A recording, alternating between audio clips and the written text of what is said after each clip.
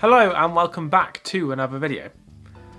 Today is another episode of Voices of Ace, I think is the thing that I officially called this series. Basically, I ask you, the audience, about a question, about a topic to do with the Aspec community. And I gather all your responses. It's normally far more responses than I expect and can manage, and then I try to stumble through using some examples of the responses. Today's question was about attitudes towards sex in the Ace and Arrow communities. What I mean by this is how you personally feel about sex. It's a scale that goes from sex repulsed, which is when you are repulsed by the idea of having sex yourself, you don't want it, it may even disgust you to think about it or talk about it or see it, to, on the other end, sex favourable, where you personally like sex and you want to be involved in sex in some way. It doesn't mean that you necessarily like every aspect of sex, and obviously if you are asexual you don't feel sexual attraction, but that doesn't preclude the fact you could be sex favourable. In between these two you have the slightly less intense sex averse on the negative side. You don't really want to be involved in sex yourself, you don't like it, but it's not to the point where you are repulsed by sex. And then dead smack bang in the middle is sex indifferent or sex neutral. This is when the perfect word to describe how you feel about sex is meh. You don't feel strongly in a positive or negative direction about sex and your part in having sex. So I basically asked you how you felt about sex and how you want to have sex as part of your life. So I went on Twitter a few days ago and I made a poll which is basically those four options. So do you consider yourself sex repulsed, sex averse, sex neutral / indifferent, or sex favourable? And from this poll we can see that 18.6% of respondents considered themselves sex favourable, 43.7% of respondents considered themselves sex indifferent, 22.4% of respondents considered themselves sex averse, and 15.3% of respondents considered themselves sex repulsed. Now, as you can see, there's quite a breadth of experiences. If you were talking to someone who didn't know much about the Aspec community, they may assume that the majority, if not all, Aspec people would be averse or repulsed by sex. But as we can see, this isn't really the case. In fact, a plurality of people are sex indifferent. They don't care one way or another, which I think, when you think about it a bit more, does make a lot of sense.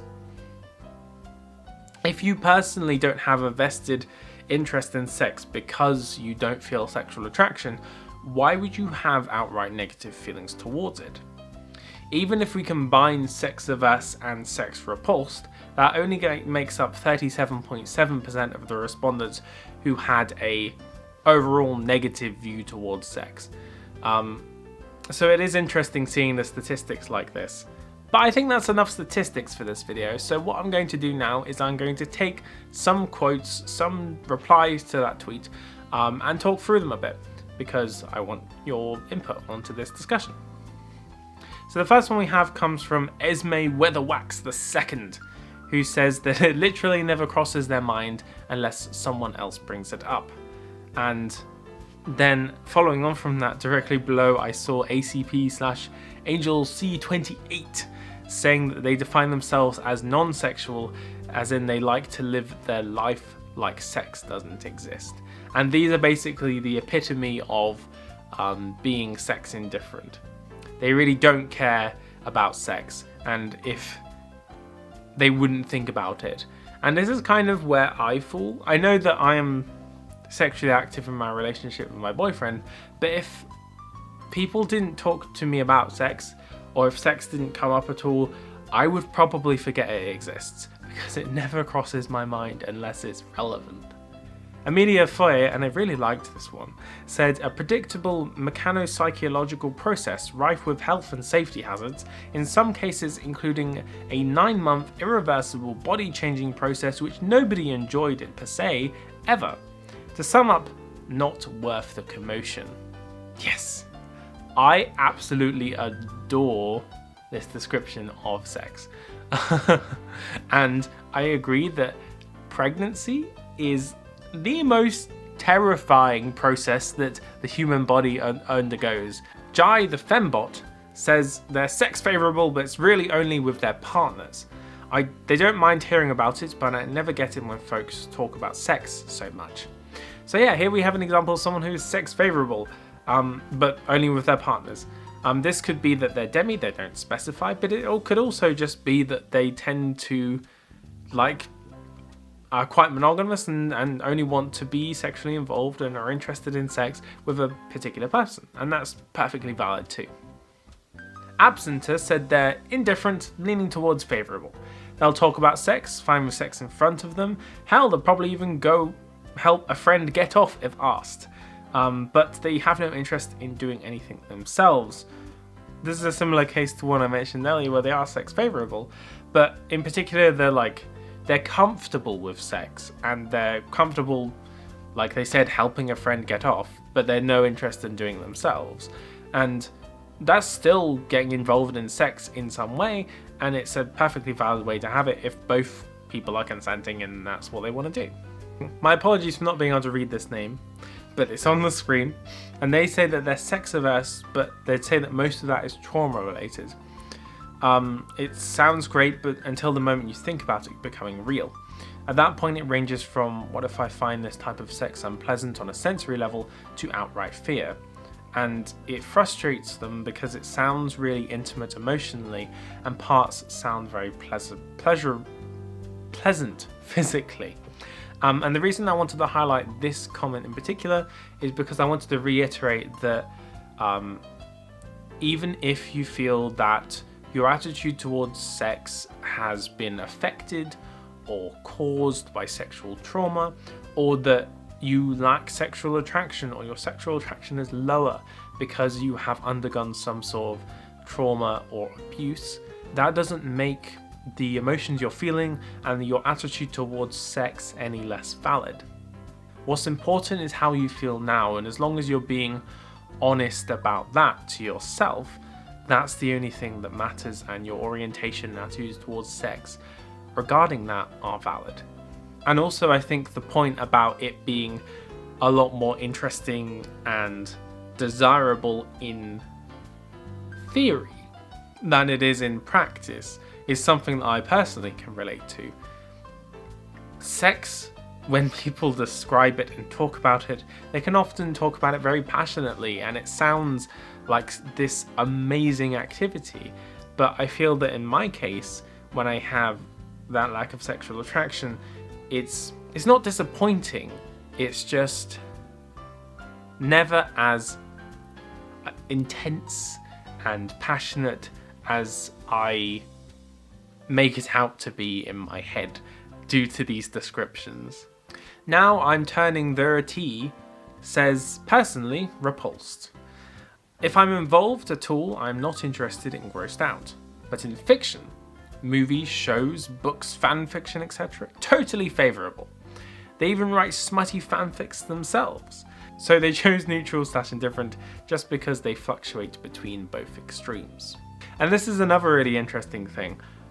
A lot of the time people will think that aces can't enjoy something that is sexual because they don't feel sexual attraction themselves, which is always strange, because if you extend that to other things, people who like murder mysteries or slashers, you should be very concerned about them if you think that they can only read something they personally want to enact. And similarly, Balmus says they generally like it in fanfiction, especially in the context of romantic bonding. And I think this is another thing that makes a lot of sense. For a lot of people, for a lot of allos, in particular, sex is not only a sexual activity, but it's also a romantic activity and it's a bonding experience. And I think this is a thing that even if you don't feel sexual attraction, you can want to have sex with someone that you're in love with because it is a bonding activity and because there is that romantic aspect to it as well. Lowry's Agenda says they're favourable in kink scenarios and non-penetrative stuff, but averse when there's any penetration involved. Honestly, they just find foreplay and kink play to be more fun and enjoyable. And yeah, that makes a lot of sense. I think there's something very intense and, I don't know, outright sexual about penetration that can make a lot of people who don't feel sexual attraction very uncomfortable. But if they do want something that's more intimate, but not necessarily to that level, kink or just foreplay, non-penetrative ways of having sex can be more appealing to them, and I understand that completely. Becca Jane says that they've never had sex and they don't particularly want to. However, they feel attracted to people and like looking at hot or pretty people. They masturbate and read slutty fanfics, so sex favourable. At the moment, they don't want sex at all, but one day, if they love and trust the partner enough, they think that they may want it. There's a couple of different things I want to talk about here. First is the looking at attractive people and finding those people attractive. This is obviously, if you want to split it up and talk about it this way, aesthetic attraction. It's perfectly possible to look at someone, find them attractive, and not necessarily want to do anything because you find them attractive. And the second thing is talking about masturbation. Masturbation is something that aces can do and do. Even if you don't feel sexual attraction, which is a desire to have sex with another person, that doesn't necessarily mean that you don't want to masturbate. It can be pleasurable. It can just be that you have a libido and you want to satisfy that libido by masturbating. And it can be helpful to read erotica or watch porn in order to help yourself get to a place where you can masturbate and have a good time. And that's all perfectly normal. And finally, the Barefoot Backpacker says that they love talking about sex, they love that people are passionate about it, and they love hearing their friends tell them about sexual activities and fantasies. They just generally don't want to do it. And I think this is a good one to sum up with, because asexual people are, in my experience, some of the most comfortable people in talking about sex, and some of the most sex positive people that I've come across. I think there's a couple of reasons for this. One, since we don't feel sexual attraction, we can be kind of detached from it and talk about it in a more objective, scientific, almost sort of way. I think that we end up talking about sex a lot because we have to dissect how we feel about sex and how that compares to the norm and what society expects.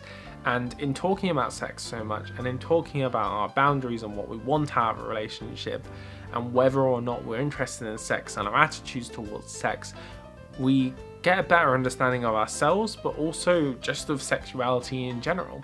So I think that these conversations that we have about attitudes towards sex and how they're different and distinct from your orientation are very important conversations to have, and can add something to people outside of the ace and arrow communities as well. But that's pretty much all I had to say today.